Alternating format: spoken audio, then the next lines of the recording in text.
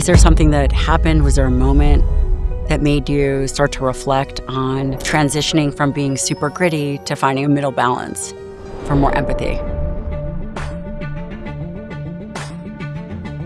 I don't know if there was one moment, but I think there were like lots of little moments leading up. I think it's really easy to get caught up in wanting to win. Like I went through a period in the beginning of my first business where I said the only thing that matters is this. And it's because like, you know, me and Alex, my partner, husband, we put all our money into it. We had no money. We lost all of our money. Like we were broke. And I was like, I don't give a about anybody else.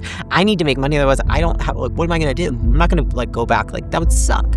And so I just said like, I don't really care about friendships. I don't really care about seeing my family right now. I don't care about anything. Like I need to make this work. Failure's data. I don't understand. I like actually don't. Like I do not think failure is a bad thing. I think people have a bad relationship with failure. They look at it like it means something about them. They look at it like it's a bad thing. Like every time you fail, you are that much closer to success. Like I really do believe that innately in my blood. Like there has been nothing that I have succeeded at that I have not failed at first. People are always striving to make it. Do you feel like you've made it?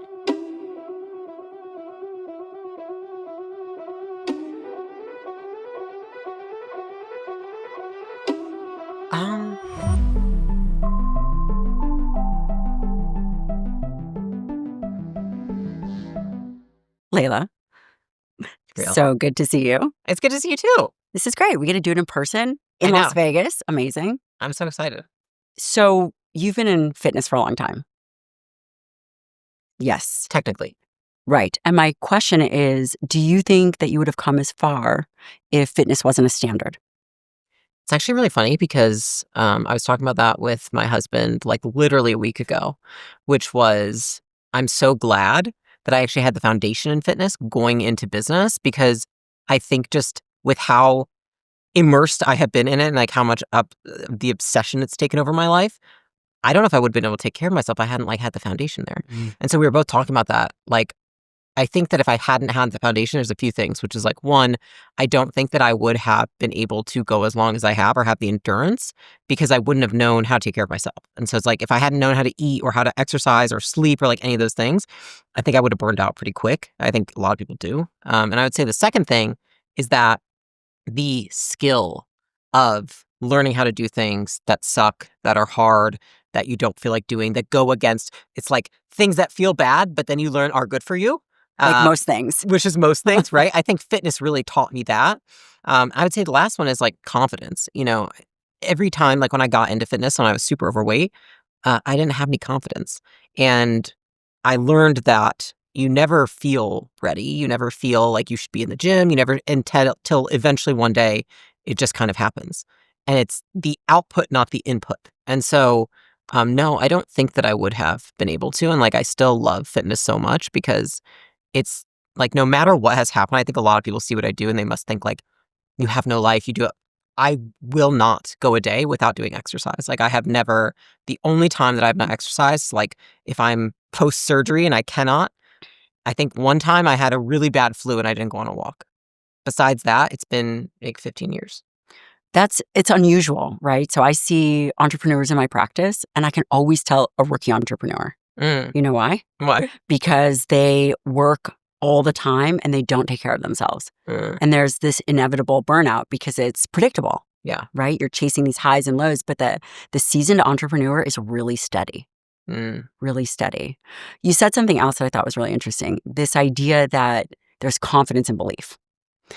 And, you know, I was thinking about the warriors in the arena, you know, like my son's name is Leonidas. We talk lots about the Spartans and he's training for the SEAL teams, by the way.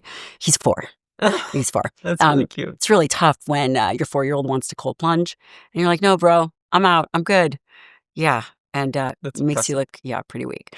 But besides the point, you know, I think about those Spartans and the warriors and the gladiators. I don't think that they had self-belief before they stepped into the arena. No. Like, I think it's interesting because I think now, I mean, I think a lot about this actually, which is almost like even just like if we go back really, really far, we didn't even have language. Now we have language. And it's like, how does that affect how quickly we take action because we're we instead of just going and doing the thing, we have the option of like talking about it and venting to somebody and like almost emotionally vomiting about the thing until we do the thing. So like that's super meta, but I think about that a lot. I think it's just a fallacy because like for me, when I start anything, like when I was 100 pounds overweight, before I started my first business, before I started my business I have now, that was only 4 years ago. Before I bought my first business, before I made my first piece of content, which by the way, I had a net worth of hundreds of millions of dollars when I started making content. I didn't have any confidence or self-belief in any of those things, despite even having high levels of self-belief in other areas.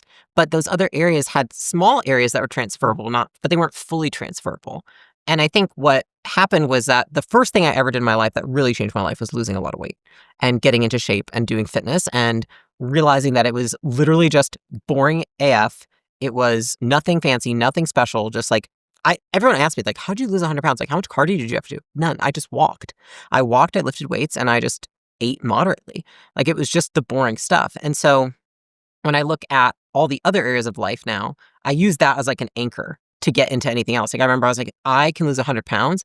I can learn how to start a business. And it's like, okay, now if I can learn how to start a business, I can learn how to start a different kind of business. If I can learn how to start 3 businesses, I can learn how to buy a business. Like it just stacked in terms of like I had evidence to pull on that I had done something before. But every time I got into the same situation, like I got in front of a camera to make content, or I, was like, I'm going to buy this business. I'm going to do diligence. I'm going to hire this person that's millions of dollars a year, whatever it was. I didn't have belief in that area. I could recall things that I'd done before and be like, you're the type of person who can do hard things, the type of person who can build self-belief. But I didn't have belief in those areas. I never felt like I was ready. I was always terrified. It's always the kind of thing where you're like not sleeping well the night before, you feel sick, whatever. Like I tell people all the time, like, I still get a stomachache about these things. Mm-hmm. Like I am a human. And so I think that now I'm at the point where I'm like, okay, I understand how this goes, which is like the price that you pay for your dreams is discomfort today. But like you don't get the dreams tomorrow unless you pay the price of discomfort today, which is doing something when you don't feel ready. Like what is discomfort? If you really like think about it, right? I'm like, discomfort is doing something before you feel ready. Like if we really boil it down, that is most of the time what that actually is. It's the anticipatory anxiety of, I don't know how this is going to turn out because I've never done it before. And so I think about that a lot because I anchored so much to that before I started my business. Like if I can lose 100 pounds, I can do this. Like I lost 100 pounds. I placed second in the bikini competition. By the way, almost passed out on stage because I was so nervous, but I did it. And I was like, if I can do that, I can start a business. And I think for a lot of people, they believe that in order to do the thing, you have to feel like you're ready for the thing. You have to have these prerequisites checked off and all these things. And it's like, I joke with people when they're like, hey, what should I study? What course should I take to learn business? I'm like, you just fucking get in there and do it. Like, I don't know what else to say. Like, you've got to get in the arena and actually start. People ask me, like, how do you learn about business? And they're like, are you just gatekeeping? Like, you're not telling me what books you read. And I'm like, I have read like 6 very good books on business. And outside of that, everything comes from just trying stuff and not being afraid to fail. But do you become do you experience less discomfort? Because now you're seasoned at it. Now you're, oh, I know what to expect. I think that I think there's global discomfort and local discomfort. My general level of anxiety has gone down over time because I've taught myself how to manage those situations and I've proven to myself that I can confront those situations. My localized anxiety to like right when I'm going to step on a stage with 10,000 people or 15,000 people is still there. But I don't have anxiety about my anxiety anymore. If that makes sense. Yeah. I think in the beginning you have anxiety about even having the anxiety. And over time, I think what's happened is that I don't have anxiety over the feeling of anxiety. I understand that I'm willing to pay that price to get the life I want. And that price is usually just like a feeling in my body that just I don't love having, but I understand I need to have in order to get what I want. Does that make sense? It does. And most people think about where they want to go. Did you think about where you wanted to go? I've always thought about the person I want to be. I haven't thought as much, I know it sounds cheesy, but No. like I haven't thought as much about where I want to go more than I've thought, who do I want to be? And then what roads could take me there? And I think I'm flexible in terms of like what the road looks like, but I'm really fixated on like what I want myself to look like. And it's just constant improvement in every area, like mostly around my character. Like Tell me about that. What do you mean? when I think about, so I'll give you an example. Like, I think that early in my life, like when I started losing weight and stuff, I was like, I want to be more resilient. I want to be grittier. I want to be tougher. I want to be strong. I want to be disciplined. And I got really good at that. But there's another side to who I want to be that it started to atrophy because I worked so hard on this, which was like, I want to still be able to be empathetic and kind and funny and caring and supportive. And so in the last 18, 24 months, I've said, I think I'm good enough over here. But the version of myself that I see and who I want to be in this world that I think can give the most to the most amount of people has this just as strong as this. And so I've said, okay, how do I train this muscle instead of this muscle? And so what I read, how I work, conversations I have, my intentions I set every day are focused on that rather than this. Because I'm like, this is now almost automatic. I can do that in my sleep. It's not hard for me to go hard, but it is harder for me to learn to slow down, to stop, to be compassionate, to be empathetic, to listen, to be present. And I'm getting a lot better at it, but it's like, it all came from like, I looked at, who is Leila when she's, I think about when I'm like 65 years old and someone's interviewing me, which 65 is not super old, but like, it's Thank still, God. it's right. It's still like 30 years above where I am right now. Right. And so I was like, she's a lot softer than you are right now. That was like 2 years ago that I had that kind of like check in with myself. And so I think it just all anchors around like who you want to be and what do you want to be known for. Like, I think about like when I die, what do I want people to say about me? Thank you to our sponsor, OneSkin, for sponsoring this episode. If you've ever felt burnt out from skincare, too many products, too many promises, and not much to show for it, you're not alone. What finally made sense to me about OneSkin is that they're not focused on surface level fixes. They're focused on changing how your skin functions over time, which is incredibly valuable. Their products are powered by a peptide called OS-01, and it's designed to target senescent cells, the aging cells that drive inflammation, thinning skin, and loss of resilience. I've noticed improvements in skin texture, hydration, and I've talked about this before, especially under my eyes, which has always been a problem area for me. And right now, I'm using their eye cream, broad spectrum face sunscreen, and topical body supplement. This is skincare for people who care about longevity, not just quick cosmetic wins. You can get 15% off OneSkin by going to oneskin.co and using the code Dr. Lyon. That's 15% off oneskin.co and use the code Dr. Lyon. That takes a lot of thought. Is there something that happened? Was there a moment that made you start to reflect on transitioning from being super gritty to finding a middle balance for more empathy? I don't know if there was one moment, but I think there were like lots of little moments leading up. Like, I think it's really easy to get caught up in wanting to win. And, I made this podcast about like, you want to be really careful what people applaud you for, because it's like people tell us we're really good at something, they applaud you for it, you get likes on Instagram, people tell you that you're amazing at this thing. But if it's not aligned with what you want to keep doing to get where you want to go, it's really easy to get caught up in it and you don't even realize it. And I think that, especially with the culture that we have today, I think like when I first, if I'm being completely transparent, like when I first started making content, because I'd done everything behind the scenes with my businesses prior, I wasn't like public facing. I started making content. People were like, yeah, like, it was like the first, like, I would say like, in feedback I got was just like from a lot more like people that were like, yeah, we love the discipline and the hard work and look how hard she works. And like, I almost felt like I had to, at that point, maybe 4 years ago, show people that I had that in me, because I felt like, if I'm being honest, people didn't know that I had the ability to work that hard because I'm a woman. And I felt like I had to prove that I'm strong and that I'm disciplined and I'm all these things. And then I want to say it was probably about 2.5 years ago that I was like watching my own content and I was like, I don't even like her. And I was like, why don't I like? And I was like, I've gotten so hardened because I'm trying to prove something to people that I don't care about, which is crazy based on the fact that I do not need to do this. I don't need to work. I don't need to do any of this, but like I feel the need to prove that I'm capable of something that I already know I'm capable of. I've proven that to myself. And when that happened, I said like, I want to go, like I almost had to say like, I already know who I am. I've just leaned really far in one direction.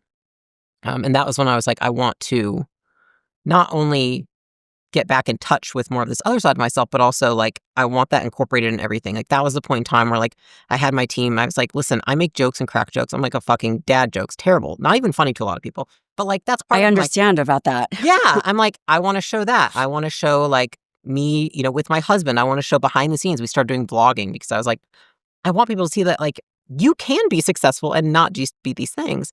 And I want to remind myself of that because I don't want to be an extreme person, either one of these directions. I want to be me, which is both and in the middle. And probably ever evolving.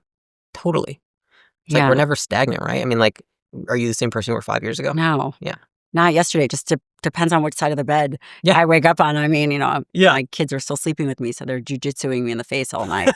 So I usually wake up pretty cranky. That makes sense. But when you really started being forward-facing, was there something that you were hoping for? I always just thought, like when I started making content, it was not out of a need for the business. In fact, like my content doesn't even loop back to my business. Like I don't have like a funnel, we were just talking about actually like literally before this. I was like, I don't do shit with it right now. We sold our first business, my husband and I, and that was about 7 years after starting it. And I was like, what is something that I could see myself doing the rest of my life? And then I thought about what kind of impact I wanted to have on the world. And I said, well, what would have to happen? What would have to change about me to have that impact? And I was like, I can't keep hiding. I think I need to be more public facing. And that was when I said, I want to get out there because I think that I want to show people, especially at that point, everyone on Instagram was just like, oh, look at my Ferrari and my money and all my this. And it's just like, look at my money, and they're like, oh, let me show you how to build a business. And I'm like, what real business owner is like, look at all the money I have? Like nobody that I know that's like really good at business is like, let me show you how much money is all over the place. It's like, in fact, they're probably the opposite. Right. They're the opposite. They're like, I don't want nobody to see this because I don't want to have to deal with these lawsuits. I got enough shit on my plate. Yeah. And I was like, it would be really cool if I could be transparent in a way that inspires people so that when it gets hard, they realize that that's normal. And for people that want to be in business but don't relate to that very like, I would say like ego-driven, status-driven, money-driven side, that they can see like you can have other motives and still succeed in business. And so it was just kind of all those things I was thinking like I didn't have somebody that I looked up to. Especially a female when I was starting in business. And so, I had a lot of, everyone asked me, and it's all men that I looked up to. And I think also because on the other side, there were some females, but they didn't talk about business. They just did business, but they didn't talk about the same tactics or strategies that men did. And I was like, well, I would love to learn from you, but like, I don't know. Come on, Kris Jenner. No, but like, you're like, somebody's got to like talk about that. Right. And so that inspired me to start making content in the first place. And then I think the first 18 months were just like absolute dog shit. Like it was terrible. Like people just said so many things about me that were so mean. After I got past that first 18 months, then it really started to feel like relief. Like there weren't so many people saying such mean stuff. And then were you listening to it? Listening to it? Or like what? Seeing it? I didn't actively look for it. So I'm not that type of person. Like I don't search my name often or do any of that stuff. Like I'll do it like I literally think I did it this morning for the first time in like 3 or 4 months. But I will see things and people will message me or tag me or I'll have friends send me things. You know what I mean? Like, why do they do that? Don't do that, guys. They do that to me too. It's so weird, right? Stop. Yeah. The thing is like it doesn't rile me up, especially because of the stuff I went through in the beginning. But I'm just like, this is unnecessary. Like I just don't. I'm like, what kind of a troll? Like, I've never said a mean thing about anybody on the internet. I can't like fathom having a life where you have time. Can you imagine having time? No. I think that. I'm like, you have to. I can't even find my socks. No, definitely not. Yeah. I mean, so it's that. And so, yeah, I think making the content and being public facing was like, how do I spread the message faster? And that's what works for a lot of people right now. Why do you think there's not that many women in positions to provide, I don't want to say value, but for example, to look up to? Because I think that it's almost across the board. Yeah. Even in the longevity space, or even in, my husband was in the Navy. Yeah. And, I think about our other SEAL friends like Jocko and Johnny Kim and these guys that, I would say a lot of the team guys also resonate. But what about women?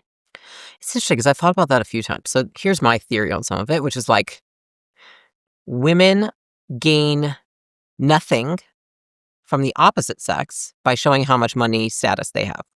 So like a woman being like, I have girls that will come to like, I don't understand. Like I have a good career. I'm making money. I'm like, oh, girl, you don't give a fuck about that. But are you on Tinder? Right. It's like he doesn't really care that much about that. Like, I think that like I often think about it like, what are we programmed biologically to do? And like men, it's like if you have a lot of money and status and fame, women typically flock to you. I think for women, I'm not sure. I think that it might be intimidating to a degree for men. I mean, you probably get this, but like I definitely met people who get more shy because of it. And so one, I don't know if it reinforces the pursuit of finding a partner. The second one is that I think women have been socially conditioned not to advocate for themselves. So I don't think that many women, at least I think about myself, it wasn't like you're not really taught to speak up.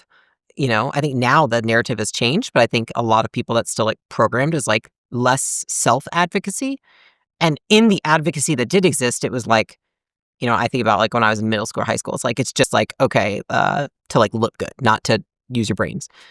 And then I would say like the third piece being there are a decent amount of like, I would say studies to support that like a lot of women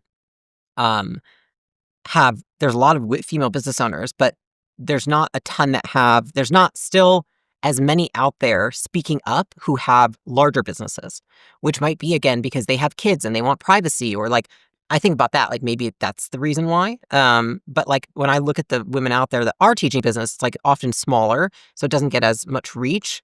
Because if you think about anybody in a place of authority, if you want to get reach, you have to have a lot of credibility. Where's credibility in business come from? Having a bigger business with more money. So I think about those three things as like the reason why there's probably not as many. And then I think that there's just a natural, like just being completely honest. How the are you supposed to have a business, make content, have kids, have a husband, be it like, that is fucking hard. So there's just a constraint of time where it's like, called you sacrifice sleep. Right. Yeah. Lots of sleep. 100%. It's like, I mean, I don't want to do that. So it's like, I think about people that have kids, have a business, have a relationship, have friends, and now I'm going to make content about it too. It's like something has to give. You can't be everything to everybody. And so I think that it's difficult for a lot of women, the ones I've spoken to that are like very legitimate in business. They're like, I just don't have time. So but how do we determine business legitimacy? I mean, I think about anybody in business. I think about like being legit in business would be like I'm not saying I find this, but like I would say like the quality and quantity, meaning like if you were to test a business and say like, how is it legit? It makes a lot of money, grows a lot, and people say good things about it, customers and employees. And I would say if you have those three things, then like you'd be like, that's a legit business. I think that if you have a business where people say good things both internally and externally, but it's small, it's like you have credibility with small businesses, not large businesses. If you have a big business that has lots of money, etc., but nobody says good things about it, you have credibility with scammers. So that's how I think about it. That's helpful because I think a lot of people listening, so my audience is, they're really interested in evolving. Yeah. And even though the entry point is medicine, we really bring on the best of the best in all of their domains. And I think one of the big challenges is, in our content, for example, a lot of the scientists that are out there are men. Mm-hmm. There are some women, but it is not easy to get them to come on, easy to get them to be forward facing. And it's confusing because I think there's so much to gain from a sisterhood. Yeah. Right before this, we called one of my best friends, Emily Frisella. Emily, love you. Probably not listening to this podcast, but whatever. And there is something special in women supporting other women, but who you see that mostly in? The guys. I think the bros, they're like there to support each other versus the women. It's more, at least from what I see, more like crabs in the barrel. Yeah. That's interesting. I do think that there's like, if you think about competition amongst the sexes, it's like, I think men are like, they fight with their fists, women manipulative. So it's like, I think when I speak to other women, they're like, oh, it's hard to find people I can trust. That's always like do I trust women? Mm-hmm. And I'm like, I look at it the same way as hiring people. It's like, well, if you let one person burn you, you're never going to have a team. If you let one friend burn you, it's like, you're never going to have friends. So how do you evaluate trust? Or how do you you probably have a lot of people coming to you for a lot of different things. I think that trust is, I think like if I were to say, how do I know I can trust somebody? It usually comes from being able to predict their behavior over a long enough time. So I think that the difficulty with trust is that it just takes time. Everyone says they're like, trust just takes time. Why does it take time? Because if you want to understand somebody and be able to predict their behavior, which makes you feel safe, you have to have had enough time spent around that person or exposed to that person to understand. I know I read a study once on that. It takes about 80 hours to form a real friendship with somebody. I was like, well, why is that? I think it's because in order to really trust someone, you have to just see how their behavior plays out over time. So I think about that with people. Do you find you're more guarded now than you were in the beginning of business?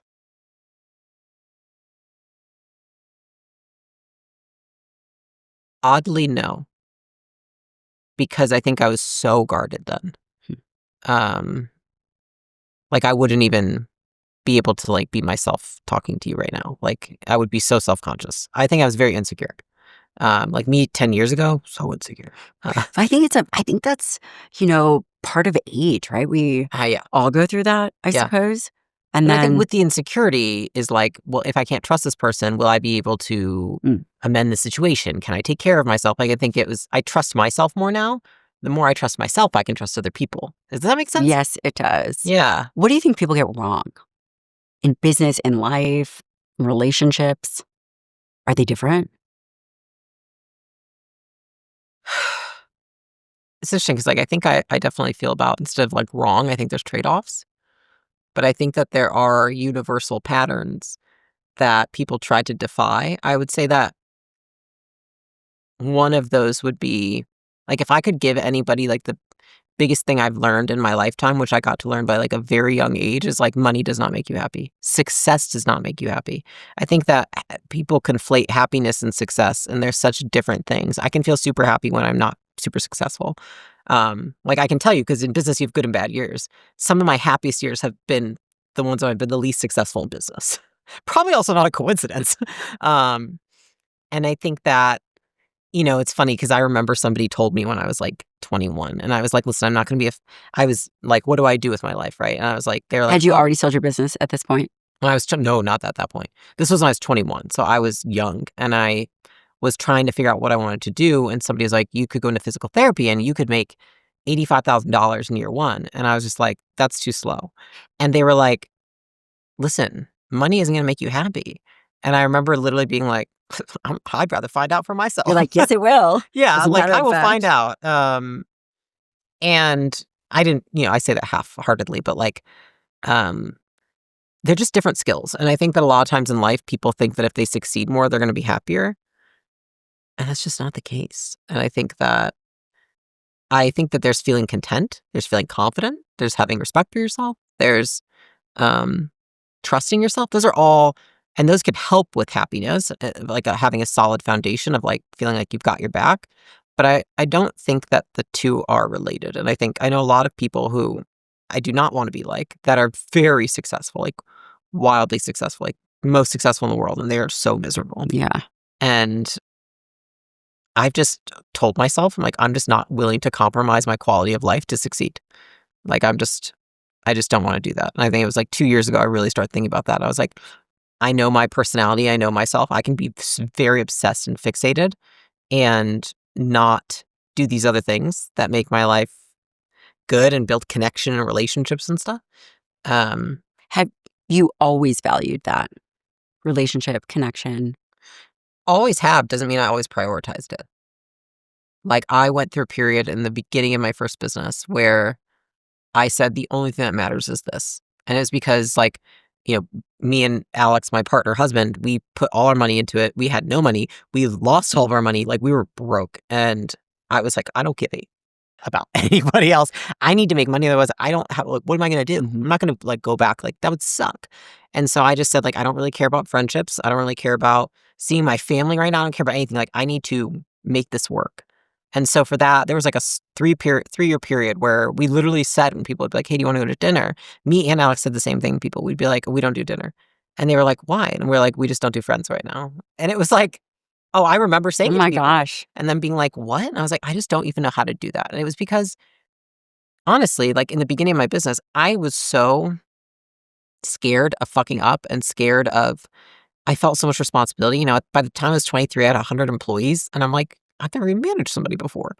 That's bananas. Yeah. And then I'm like, I got to figure this out. So it's like every waking moment, all I wanted to do was figure that out because I took it really seriously. I'm like, listen, all these people paid me all this money to deliver these 20 products and services. 23 years old? Yeah. How do you even go through that?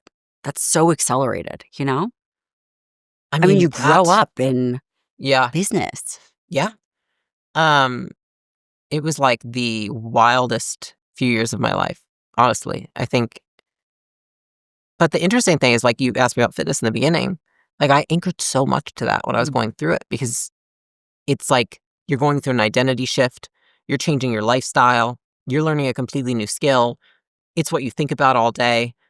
Other people see it and they're talking about it. Like, it's a giant life shift. And so, um, yeah, it was really, really hard for me, but I also gained so many skills.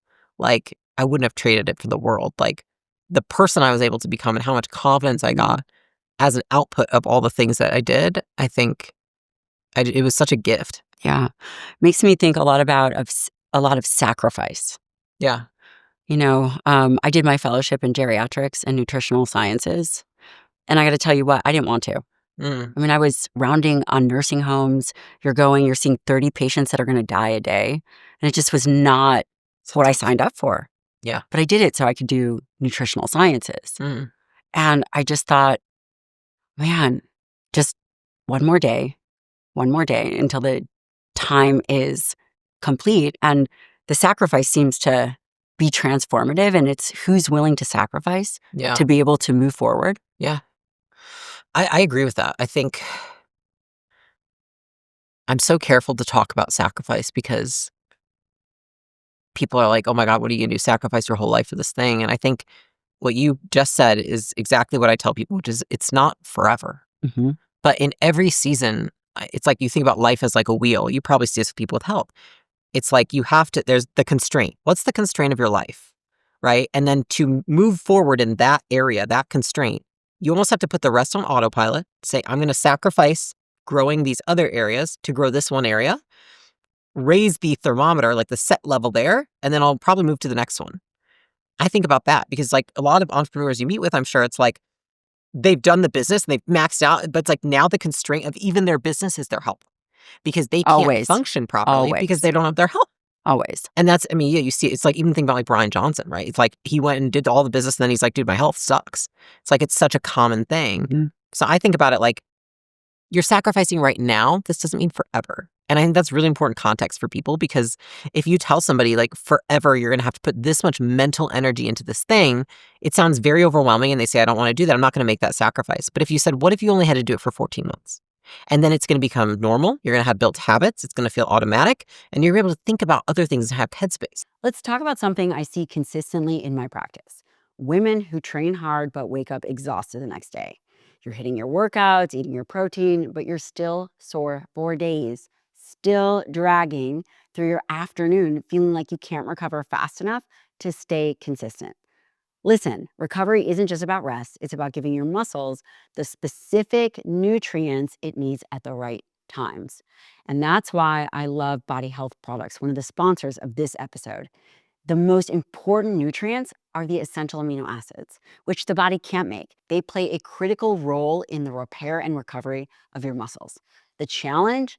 Getting enough essential amino acids usually means you need to eat more protein than you are right now and at the right time to optimize recovery. I know on busy days, I struggle to eat enough protein and let alone enough calories. The idea of one more chicken breast, no, makes me want to vomit. But I still need those amino acids. And that's why I started using Body Health's Perfect Amino. No more chicken breast? Hey, no problem. It delivers the essential amino acids you need, but in a low-calorie format. I take it with smaller meals and especially on training days when I need the extra support. Recovery is where transformation happens. Make sure you're giving your body what it actually needs. Go to bodyhealth.com and use the code LION20 to get 20% off your first order. That's bodyhealth.com and use the code LION20.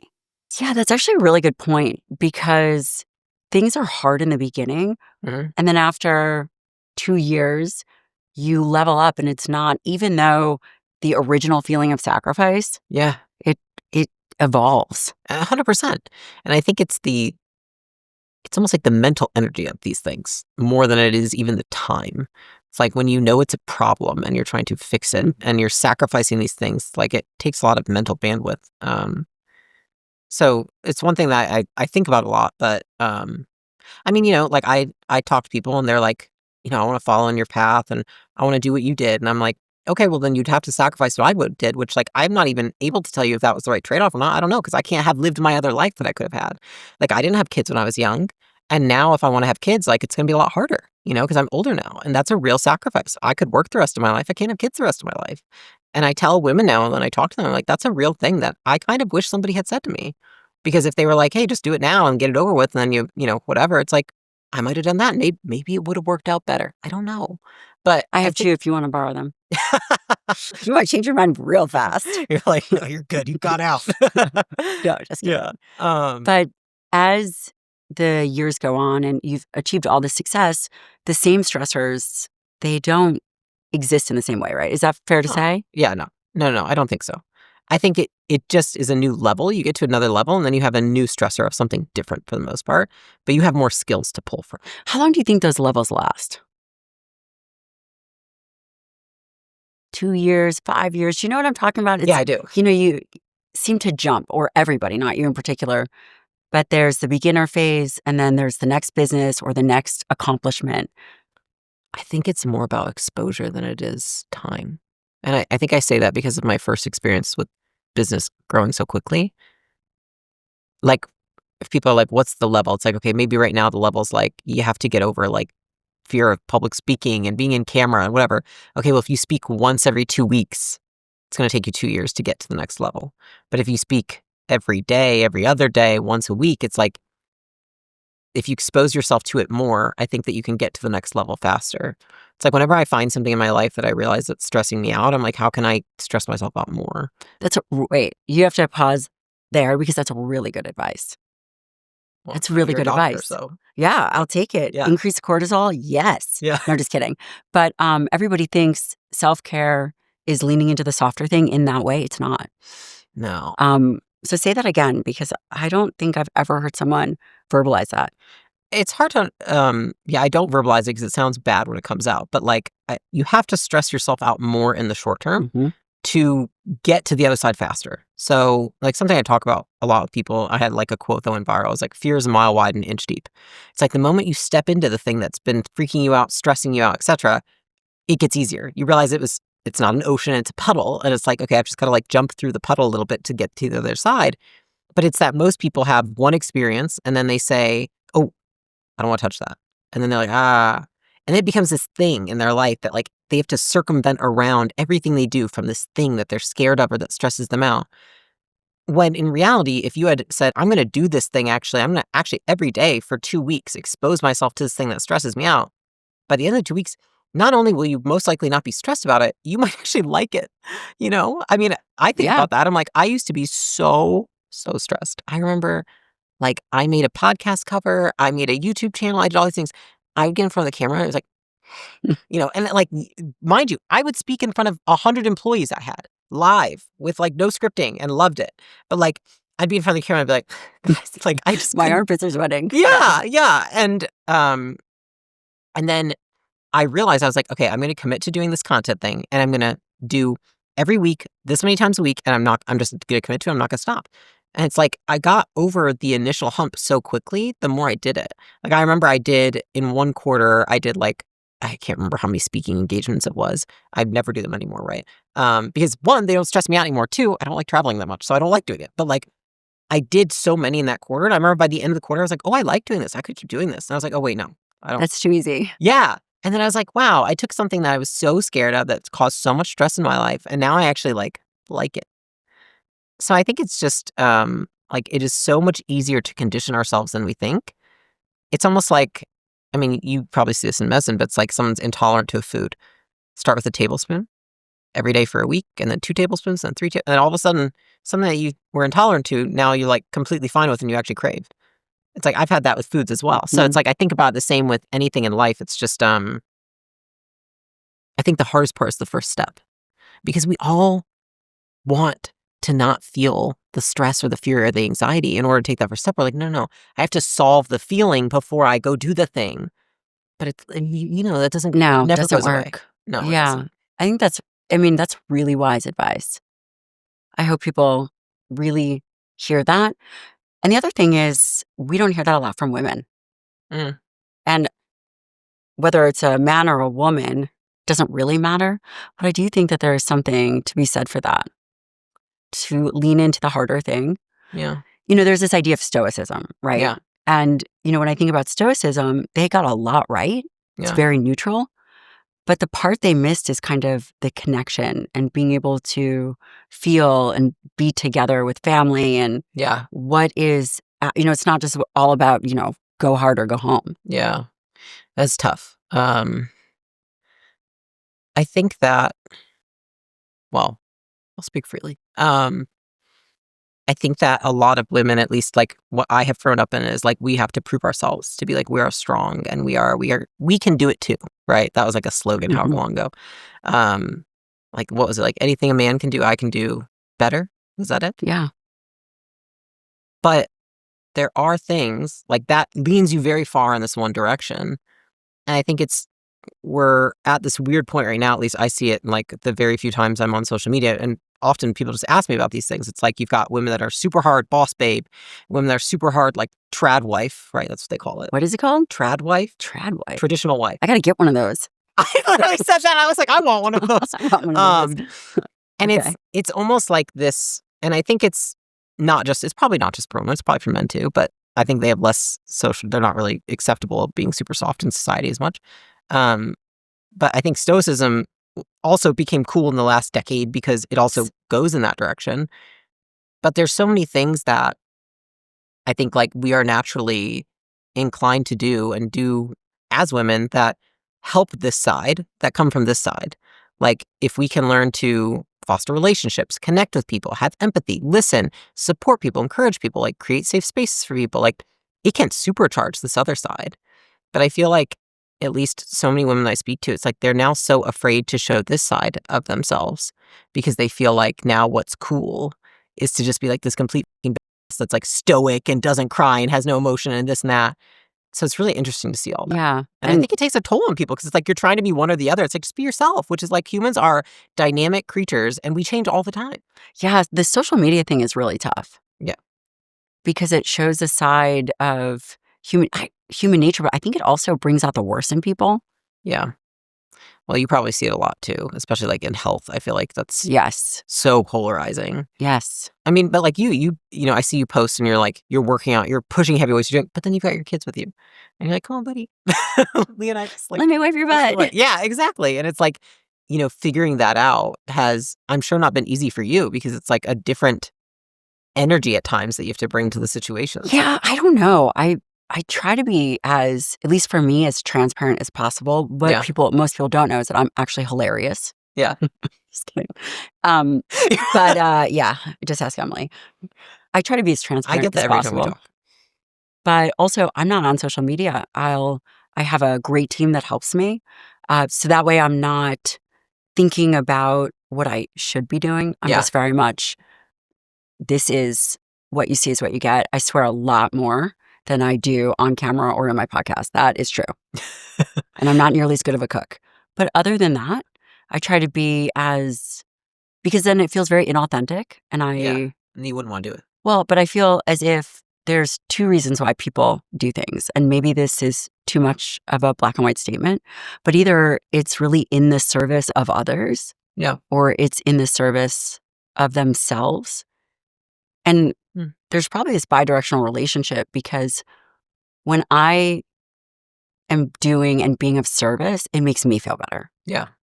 But the primary goal isn't for it to be about me, and it never has been. And my husband's the same way. He is he's a veteran. He's a surgical resident working 100 hours a week. It's about being of service. And so then the other side is it's about me. And then I think that the social media landscape doesn't differentiate between the two. Mhm. We don't know. And I think that part is challenging. Yeah, that is true. And you can't really tell on social media much. I mean, like, I've met so many people that then I see their social media, I'm like, ugh. And I meet them in real life, and I'm like, oh, you're awesome. Or I'll see them on social media, and I'm like, oh, they seem amazing. And I meet them, I'm like, oh my God, you're awful. You know? It's so hard Yeah. to know anything nowadays. And I mean, I feel grateful I didn't grow up like, glued to a screen. That would be tough. But Yeah. Do you limit your time on social media and try to have more in-person interactions? I actually feel like because we have like this office and all these people, like I actually try to get on social media. I have to try to get on it, Mm. which I actually like because I like if I looked at my phone usage, like the what I am glued to on my screen is my Slack for sure. Like we use Slack to communicate with the team. Like it's like the most hours on my phone used. So if you guys are not on there, you're totally fired. Yeah, no, everyone's on Slack for sure. So I haven't had a hard time with the social media usage, but I see it in like almost every, but that's like a forcing function. Like I'm sure if I was not in the office doing things, Yeah. I would How have would you be spending your time? reading, And what are hiking, you reading? Oh, I love that. cooking. Yeah, I like doing those 3 things for sure. What kind of stuff do you read? I read a lot more about psychology, human behavior. Um, like that's pretty much all I read actually. Anything recently? Good? Interesting? No, I think I've been interested in this like reading more about the evolution of men and women and like how we've gotten to kind of where we are today because I see so much about it in like culture. That's what people call it, right? Uh, and I think it's really interesting because I like you said something earlier where it's like you feel responsible to a Mhm. degree to do like I feel responsible as a woman in business who has a brand to understand if my influence is positively or negatively affecting people. Mhm. And like that actually will keep me up at night. And so understanding how I've gotten to where I am and then what's happening in culture right now, like I see a lot of people unhappy because they're single. Like so many people are single now. And like I think about that, I'm like, I don't understand. Like when I was dating, it was like it was just different. It wasn't this like nobody can find a mate thing. Yeah, that And is I see weird. that, and that seems Do we uh, know that to be true? I mean, is that what the statistics say, that people are struggling? Or is it maybe the people that you're exposed to that are in business wanting to do other it's things? interesting that is like I've seen it both one way or the other, which is like, I've seen stats saying that the birth rates are declining, then you see stats saying they're going up. I don't know. But I do hear a lot of it. I have so many women that reach out to me and they're like, I cannot find a man. I don't understand why. I have so many men that reach out to me. They're like, how do I find a wife like you? Like, literally, those are the questions I get. And so I'm like, what is going on? And literally, I'll do it. Ask me anything. I'm like, why are people asking me about this? But it's probably because I'm married and in business. How long have you guys been married? Uh, almost 10 years. Okay. Do you think there's something special to do to maintain a relationship with two extremely high achievers?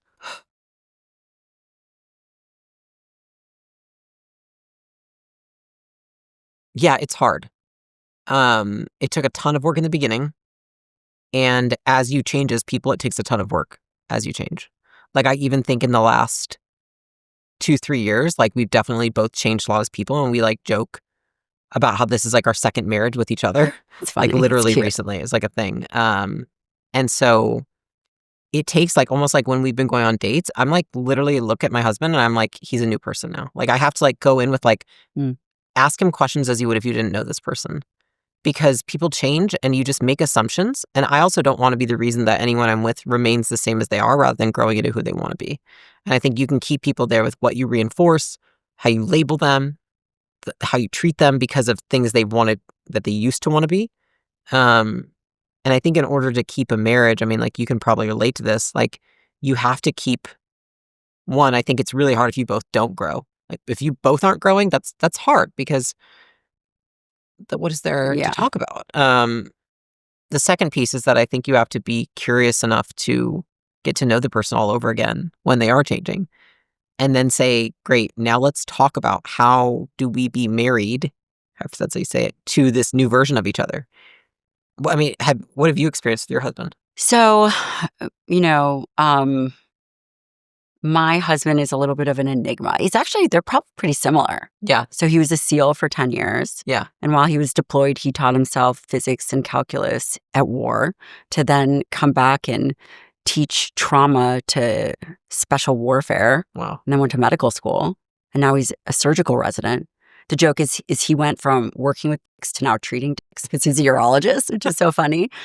But he is a professional teammate. So he's all about the team. Oh, yeah. That makes a ton of sense. He's like, what are you doing? Want to hang out? What are you doing? I'm like, I've already spent an entire day with go. And so it's really cute. I love that. But I will say, I was thinking about what you were saying in terms of the beginning of business. Yeah. He's working 100 hours a week. The responsibility of the family is 100% on me. I run the businesses. I take care of the kids. I do not outsource all my childcare. Yeah. I have part-time help by design. I'm taking care of all of it. So the challenge is, from my perspective, just speaking also freely, my husband does listen to this podcast. Hi, honey, I'm sorry what I'm about to say. Resentment can build up. He is working, and I promised very early on that I was going to support the family and him. He served our country, put his life in danger to protect us. He can do whatever he wants. Yeah. And as I made that promise, we're now 4, 5, 6, 7 years later of him working these hours. At least he's not deployed, but it's a lot of responsibility when you're like, hey, can you please pick up the kids? I've picked up the kids for the last 5 months straight. Can you do it? Yeah. I mean, and it's not possible because he's in surgery or doing whatever he's doing, sleeping in his car. Which is probably why the joke about getting a wife. Yeah, totally. I'll take one. Hey, if you guys are looking, you can apply. Yeah. I mean, I get it because even when me and Alex got together, we don't have kids, but, we looked at like the house responsibilities and he was just like, these things are not important to me. Like, I just honestly don't do, when we met, he didn't do anything. He would not do laundry to the degree he would just buy new clothes when they were dirty. Oh, God, that must have smelled really bad. Yeah. So I said, I was like, listen, I just want to make this easy. I will take care of all house stuff. That doesn't mean I will be doing it, but I will take care of it. And I will also take care of all the food stuff. And it's been 10 years. And we'll get to points where I'm like, listen, I can't cook. Like I got to the point where I was like, I'm not cooking anymore. And then, then I go back because like I love cooking, I love baking, but not when I'm like so busy. And that's the problem, right? As you're growing a business, your stress increases. What worked in a relationship early on, I made these commitments. I'm going to take care of everything. Now I'm going to release my second book. I have a third book coming out, which I'm, interviewing you for, which is all about women. And I wasn't the same person. The stresses weren't the same. The responsibilities. This episode is brought to you by Bond Charge. Now, my husband looked at me the other night and said, should I be scared? And honestly, fair. I was sitting in the dark with a glowing red mask strapped to my face. I don't have time for a 5 million step skin routine. I just don't. But I do have 10 minutes while I'm answering emails or pretending to read before I pass out. The Bond Charge red light face mask uses red light and near infrared wavelengths to support skin health, which, again, it's a great way to scare your husband. It's lightweight and it's portable. It doesn't feel heavy or uncomfortable. Since I started using it consistently, my skin looks the following: smoother and just overall more healthy. I didn't have to add another complicated thing to my life to get the job done. Go to bondcharge.com and use the code Dr. Lyon to save 15%. And listen, many of us make a ton of various investments, but skincare and something that works is an investment that you will not regret. Go to bondcharge.com and use code Dr. Lyon to save 15%. Yeah. Are not the same. And so there's this kind of dance where you get more skills, like you said, but also you have to be able to look at yourself and then evolve those parts, if that makes any sense whatsoever. Oh, it's almost like you have to renegotiate the terms of the relationship. That's right. I mean, it's like a business. It's like, listen, we both, your partners, and I look at it like, because we have the conversation. I'm like, listen, every time we've had one of these, it's like, we're partners in business. We're also partners in life. Like, we have to renegotiate our terms. I'm like, dude, you're broke. So right. You put in the sweat equity and I'll put in the money. Yeah. It's terrible, but true. No, it's funny though. But I do think that is like the premise of it. It's like, everyone goes into a relationship thinking like, this is how it is not. It's not going to be that way forever. You will change so much. They will change so much. And those things change. And like, I mean, I've been very honest with Alex, and I've been like, oh my God, I think that I cannot do this and do this. And he's like, great. So like, let's just talk about how, and I think it's being open with your partner about what you have to give, and then, it's interesting for me is because like, I recently was like, I actually miss doing some things like baking and cooking, etc. Because like, I actually went to culinary school. I wanted to do that for a living. You did? I did. And so that's amazing. Yeah. So for me, it's like a creative outlet. But then, so I'll do it, and then he'll be like, this is amazing. And I'm like, don't be, it's not an expectation. Like, I just do it when I have time. It's like like, I literally can think freely when I'm doing those things. It's like your hands are busy. It's a great time. And so it's interesting because like, it changes so much throughout the relationship. I think people just expect now. I think a difficult part is like now, especially with women having more responsibilities and expectations of themselves and dreams and goals than ever, you have to be more communicative with your partner. Yeah. And we have to say, like, I do see a lot of women that I know, and they've been like, why won't he listen or talk to me? Like, I want him to just like be my emotional support almost. And I'm like, men for so long, that has not been their value in a lot of there are plenty of men who are, but there's also like what is innately like they're protectors. Absolutely.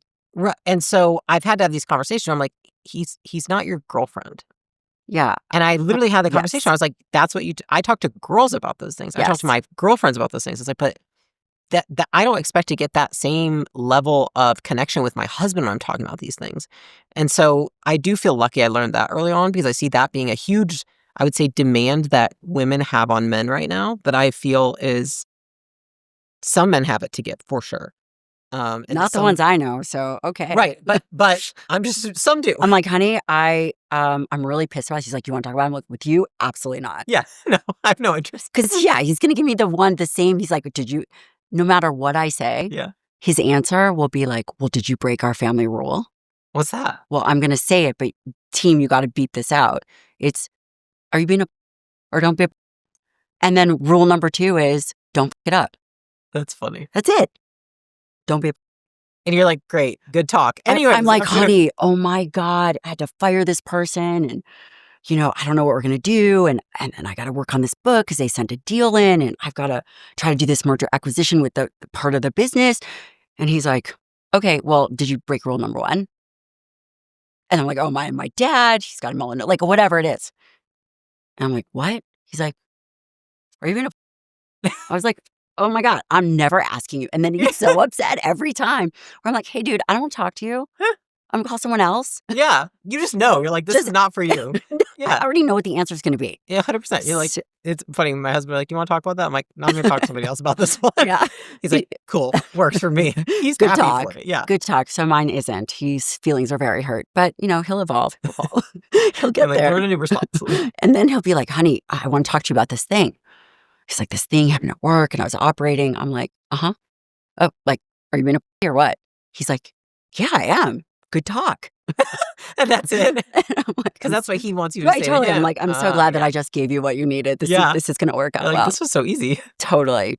That's great. What do you think people do wrong? So for the women, maybe not even, so in the relationship, the one thing is perhaps not having the expectation that they're going to be your girlfriend, which I totally agree with.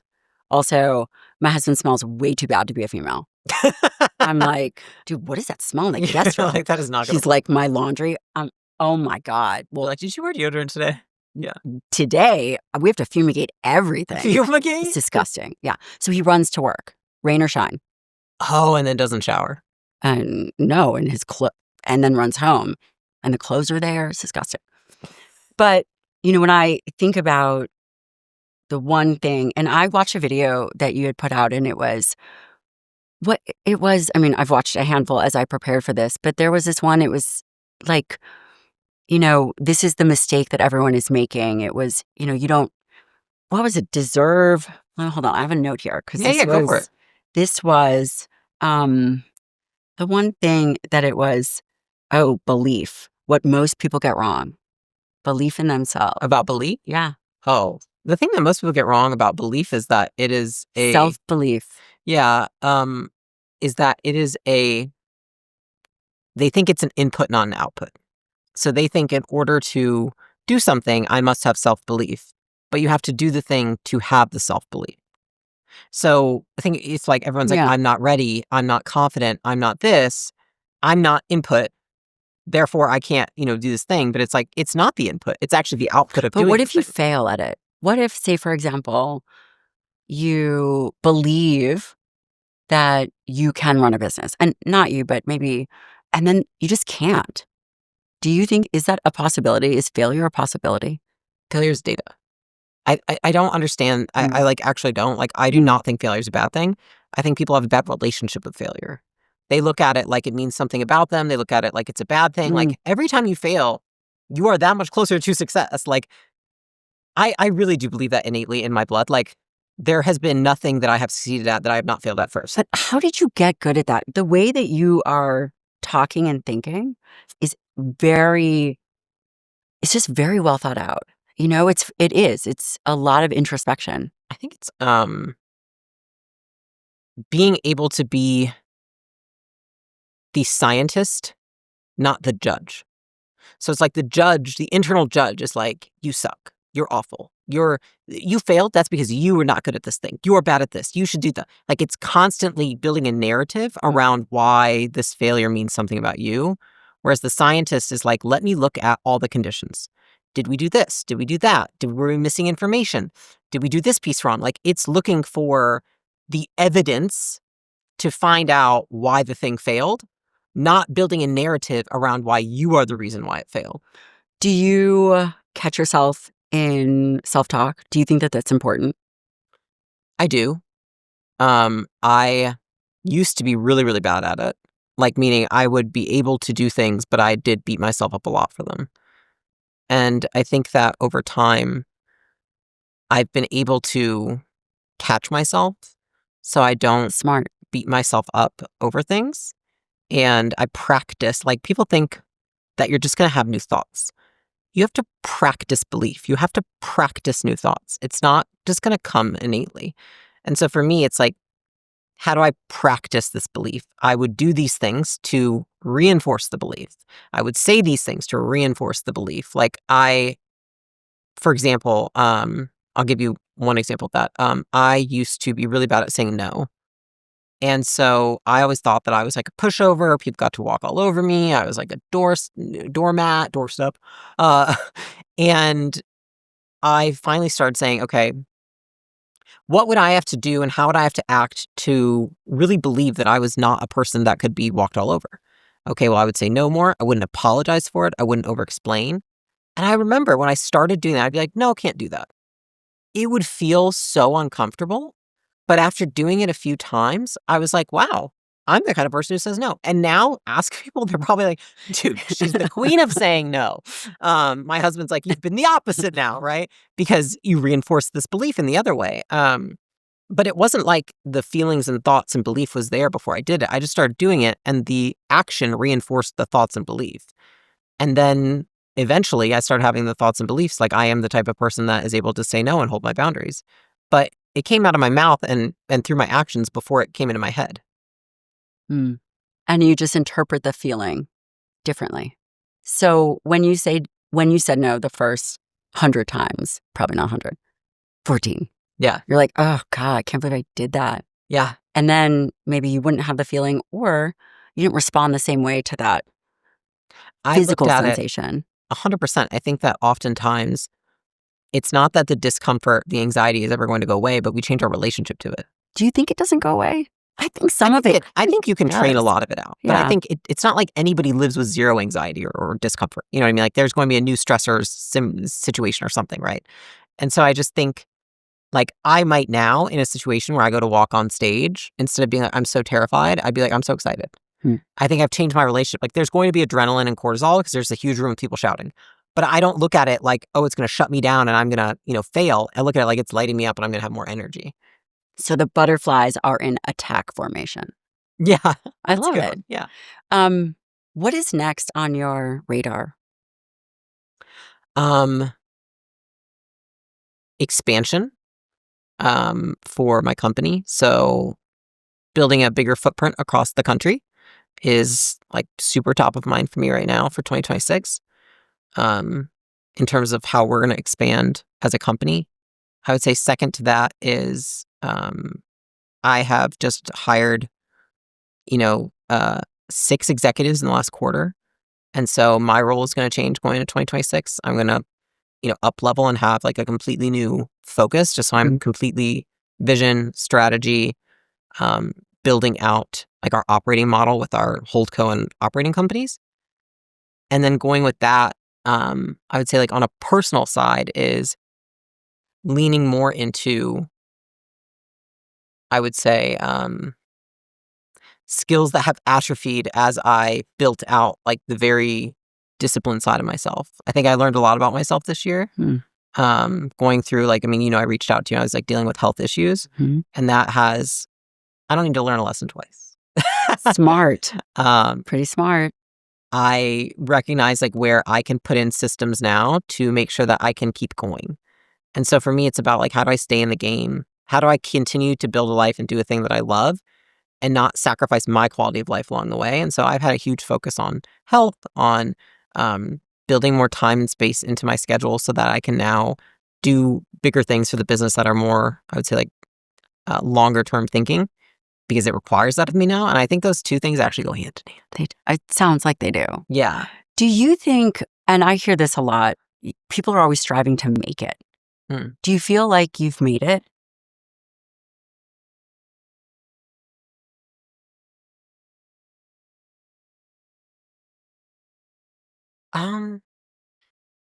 Like yes and no. So I would say no from a business standpoint. No. From a personal standpoint, I don't feel like I've made it, but I am really proud of how far I've come. Do you think you'll ever feel like you've made it? No, I don't think we ever do. I think we die feeling like we haven't made it. I don't think it goes away. And I think I try really hard now. As in my second business, I made this promise to myself. I'm like, I'm going to try really hard to acknowledge my accomplishments and like give myself a pat on the back. Like, you're doing good. I will continue to do what I do no matter what. Me being nicer to myself doesn't make me go any less hard, but it does make it feel a lot better along the way. I can absolutely attest to that. When you have a family, do you think you'll let your kids go into business? I would hope that they come into business and hopefully with me. I would love that. Listen, I'm hoping my kid becomes an astronaut, but I'll take going into business. Leila Hormozi, thank you so much for coming on the show. Well, thanks for having me. It was awesome. So fun.